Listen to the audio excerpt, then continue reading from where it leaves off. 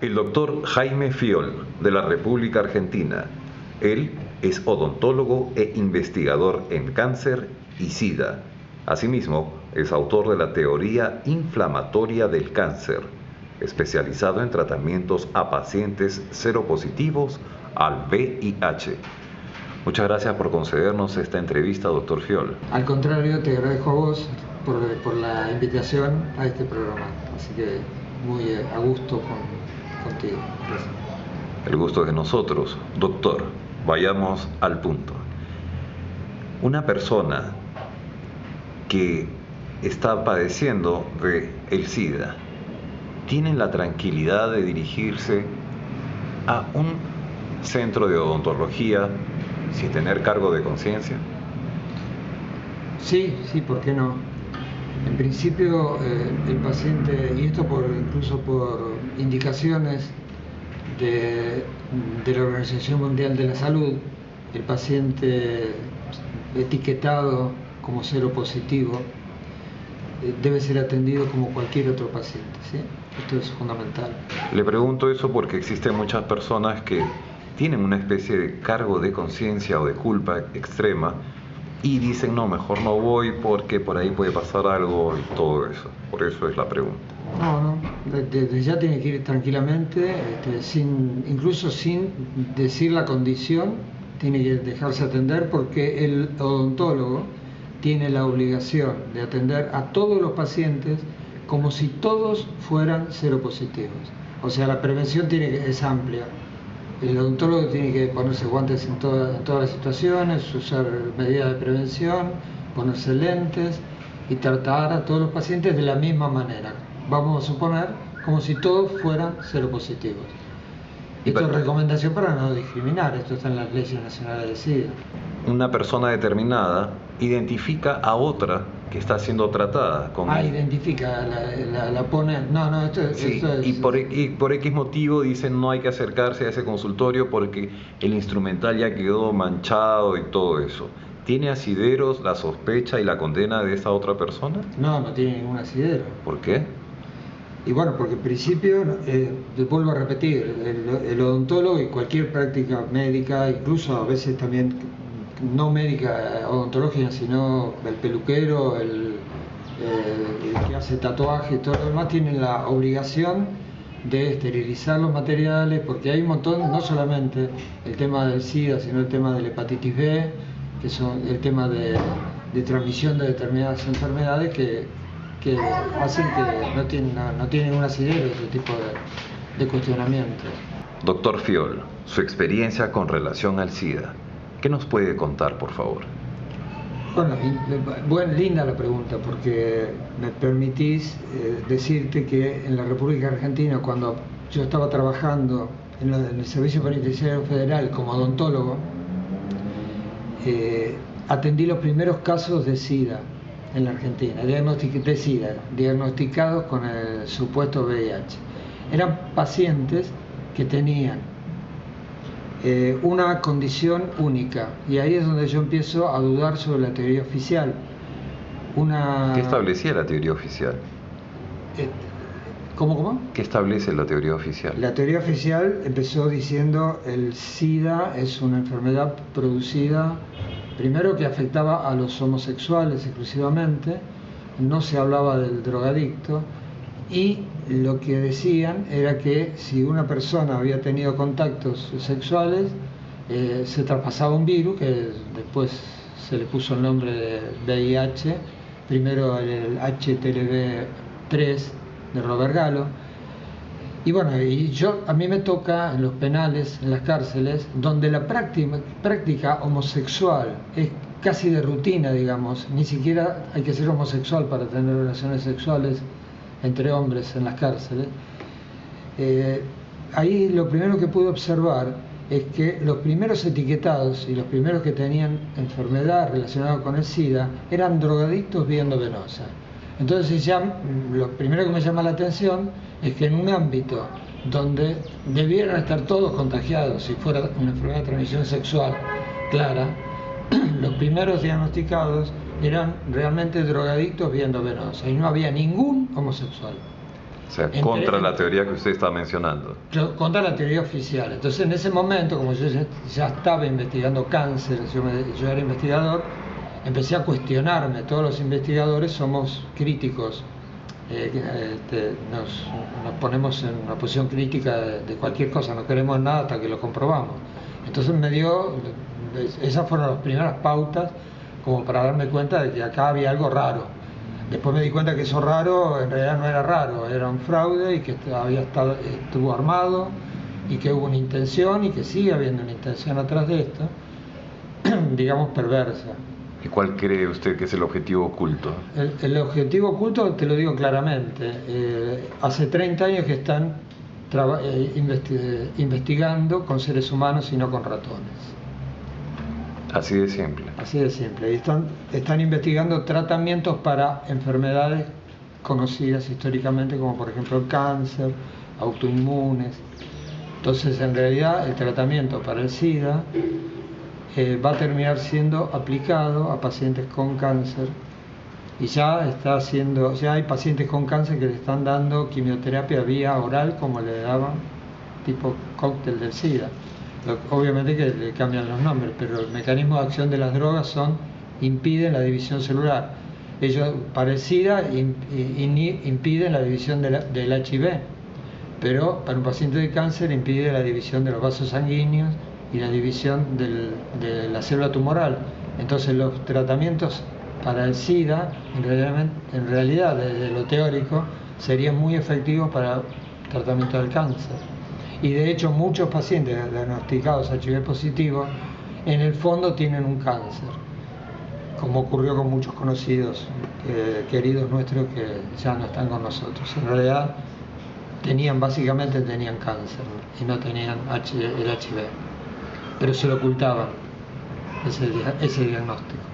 Usted, como investigador y también autor de la teoría inflamatoria del cáncer, ya que usted ha mencionado el cáncer, ¿considera que el cáncer es adquirido o uno mismo genera indirectamente el cáncer en sí mismo? Sí, el cáncer es una enfermedad que, digamos, decíamos que el HIV-Sida de repente no existe, el HIV no existe, el cáncer lamentablemente existe. Y es una enfermedad multicausal, como todas las enfermedades. Entonces, evidentemente debe haber factores genéticos, debe haber factores específicos, irritación. En el caso mío yo hago énfasis en la inflamación que reacciona a un irritante. Vamos a poner como un ejemplo para que se entienda. El cigarrillo. Uno fuma mucho durante muchos años. Entonces, ¿qué pasa? En el pulmón y en todo por donde pasa y en la vejiga, porque se eliminan también productos, sí. En realidad lo que pasa, hay una inflamación constante, que esta inflamación constante es lo que provoca una mutación a la larga de la célula y la transforma en una célula normal, en una célula anárquica, digamos, que no respeta, y la palabra la pongo bien a propósito, subversiva o anárquica, no respeta las leyes del organismo, se transforma en una... muta. Claro, muta. Entonces, como no responde al mutar, no responde a las leyes del organismo, esa célula va a generar conflicto, como en una sociedad alguien que no responde al sistema va a generar conflicto. Claro. En el cuerpo pasaría exactamente lo mismo. Entonces, vos me habías preguntado si lo generamos nosotros o hay factores externos.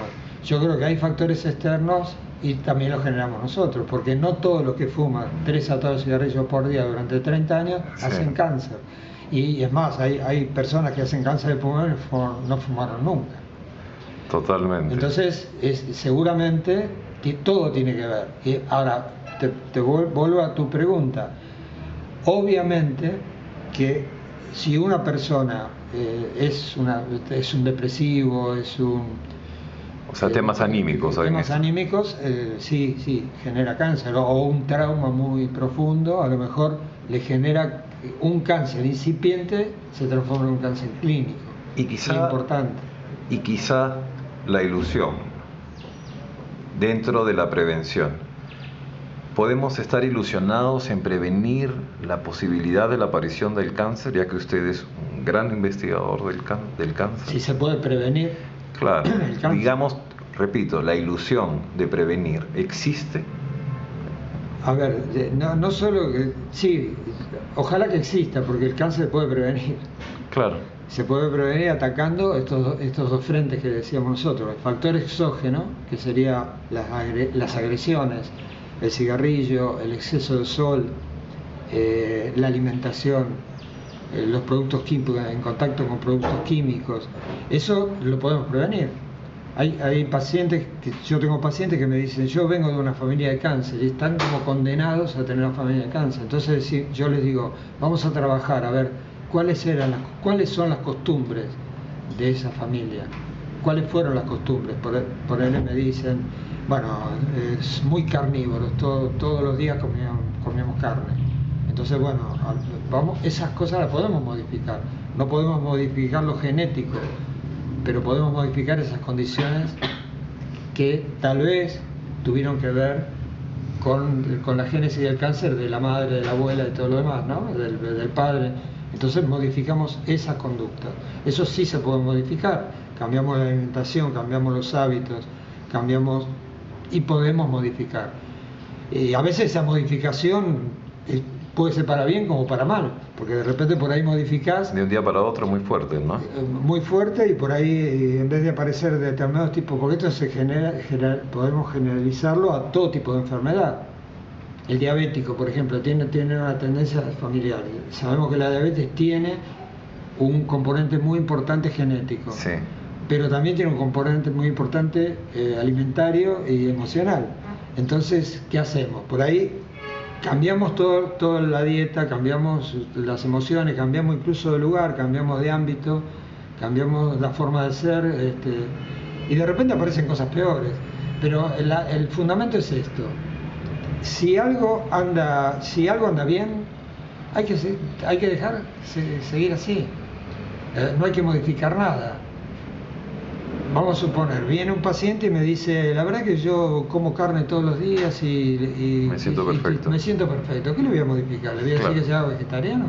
Ahora, si me dice, como carne todos los días y mi familia se muere de cáncer y yo tengo miedo de tener cáncer, le tengo que modificar la dieta. Entonces lo llevo al vegetariano, además sabiendo que el vegetariano previene el cáncer.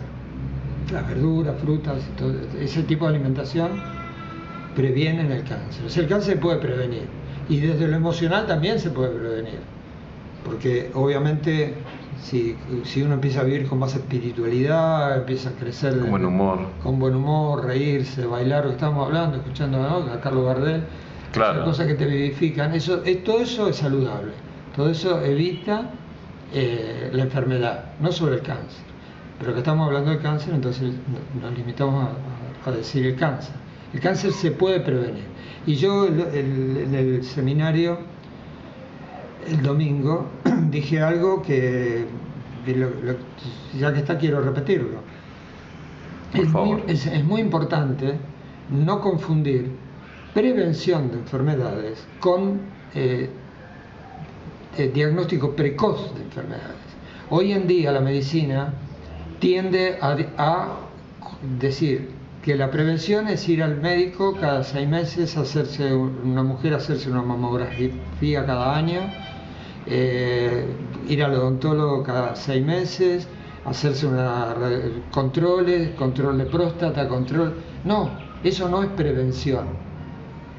Eso no es prevención, eso es diagnóstico precoz. La prevención es no ir al médico y hacer una vida saludable. O sea, vivir para ser sano, para vivir, no vivir para ser sano, porque el vivir para ser sano enferma. ¿Cuál es la otra cara del SIDA? Bueno, en principio, antes de contestarte la pregunta, tendríamos que decir cuál es la cara oficial del SIDA. Por favor. La cara oficial del SIDA, a partir de 1984, se establece que un supuesto virus causaba el deterioro del sistema inmune y a través de 2 años, decían primero, después de 5 años, de 10 años, iban a empezar a aparecer enfermedades oportunistas, porque el sistema inmune, por causa de ese virus que se había contagiado por vía sexual o por vía sanguínea, iba a deteriorar el sistema inmune. Cuando muchos investigadores descubrimos que en realidad ese virus no existía, o de existir no causa el SIDA, aparece otra visión holística de lo que es el SIDA, porque en realidad el SIDA sí existe en la medida en que hay pacientes que tienen el sistema inmune absolutamente deteriorado y empieza a tener enfermedades. Entonces esa sería la otra cara del SIDA. La causa no sería un supuesto virus. Esto nosotros ya directamente lo afirmamos sin ninguna duda. Y el tratamiento, al no ser un virus la causa, obviamente que es diferente. Ya no es cuestión de dar antirretrovirales para impedir la división del virus, sino que el tratamiento es mejorar la calidad de vida del paciente. Por ejemplo, un paciente homosexual promiscuo, siempre hablamos de promiscuidad, no cuestionamos la sexualidad. Un paciente homosexual masculino promiscuo, un paciente drogadicto que acostumbra a drogarse vía endovenosa. Entonces nosotros no cuestionamos esas acciones. Lo que sí podemos alertar es que hay determinadas conductas de esos pacientes que hace que el sistema inmune se deteriore, tengan o no tengan ese supuesto virus. Esa sería la otra cara del SIDA. Y obviamente hay otro tratamiento para eso. Ya no es el cóctel antirretroviral, pues sería un absurdo atacar un virus que de existir no enferma. Y si no existe, estamos intoxicando al paciente con esos tratamientos. ¿Dónde nace esta nueva información, doctor? Bueno, esta nueva información yo creo que nace simultáneamente con la mentira del SIDA. O sea, en el caso mío, por ejemplo, cuando atendí los primeros casos, a mí había cosas que no me cerraban. Y supongo que a todos los investigadores, a todos los que en este momento somos disidentes, le habrá ocurrido algo similar. Entonces, me imagino que surge la mentira o el error y automáticamente surge la objeción a esa mentira y ese error, y una nueva propuesta, una nueva apertura. Y bueno, a ver, dentro de yo podría poner una fecha que a lo mejor podría ser 1997, que tenemos una reunión muy importante en Bucaramanga, en Colombia, donde nos conocemos todos los disidentes. El doctor Roberto Giraldo, Stefan Lanka, Luis Botinas, Karl Mallis, Peter Duesberg. Fue una reunión, un simposio internacional que se llamó SIDA sin HIV, porque el problema surge de que se había probado en el Congreso Internacional de Vancouver que había muchos pacientes que se morían de SIDA, pero que no tenían el HIV, eran cero negativos. Entonces ahí es como que la contradicción se hizo evidente. Y ahí empezamos a tallar fuerte los que estábamos dudando. Tuvimos un argumento muy fuerte para salir a la palestra y poner sobre la palestra la otra visión del SIDA. Eso fue en 1997. Ahí puede surgir orgánicamente. Después se arman estos movimientos como el de Monarcas Perú, que tiene una antigüedad de 8 años. Y ya orgánicamente nos vamos organizando, vamos haciendo seminarios, vamos actualizándonos y vamos viendo diferentes formas de tratar estas enfermedades oportunistas que van apareciendo en los pacientes, sin utilizar el cóctel. Hay que aclarar que determinados pacientes tienen el sistema inmune tan deteriorado y los antirretrovirales actuales no son tan tóxicos como los antirretrovirales de hace 30 años, que a veces, en mi caso personal, por ejemplo, yo indico a algunos pacientes: vos tenés que tomar el cóctel, porque tu sistema inmune está muy deteriorado. Después veremos, tal vez, después de 6 meses, 1 año de tomar el cóctel, cuando tu sistema inmune se levante, de ir a otras terapias más simples. Pero de ninguna manera, nosotros tenemos bien claro que ese cóctel lo único que va a hacer, va a tener efectos antioxidantes, efectos polivitamínicos. El paciente no se va a mejorar por matar HIV, se va a mejorar porque le están dando en realidad antioxidantes o polivitamínicos o antibióticos de amplio espectro que mata cualquier tipo de bacteria, de germen y de parásito. Perfecto. Una pregunta final. ¿Por qué Luc Montagnier ganó el Nobel de Medicina? Es buena pregunta, porque esto genera incluso conflictos, nos hizo generar conflictos entre los disidentes, porque el discurso de Luc Montagnier, después de ganar el Premio Nobel de Medicina, que lo gana por haber descubierto la causa del SIDA, o sea, el HIV, por eso le dan el premio, Luc Montagnier dice lo mismo que decimos nosotros. ¿Exactamente lo mismo? Exactamente lo mismo no. Es más, 90%. Comete errores básicos, elementales, como por ejemplo dice: con una buena alimentación, durmiendo 8 horas diarias, alimentándose bien, teniendo agua potable, te podés deshacer del virus. Eso es un error conceptual. Pero él tiene que decir eso. Él no puede decir: señores, me dieron el premio Nobel para taparme la boca y en realidad yo no pude aislar nunca el HIV. Si dice eso, se está tirando contra el sistema, muy duro. Es como que Luc Montagnier está haciendo lo que hacen los políticos: mienten para que lo voten. Pero Robert Gallo no lo descubrió entonces. No, por eso que a Robert Gallo no le dieron ninguna... en realidad nadie lo descubrió, ni Luc Montagnier ni Robert Gallo, pero Robert Gallo siguió siendo mentiroso y un delincuente. Por eso no le dieron ningún premio.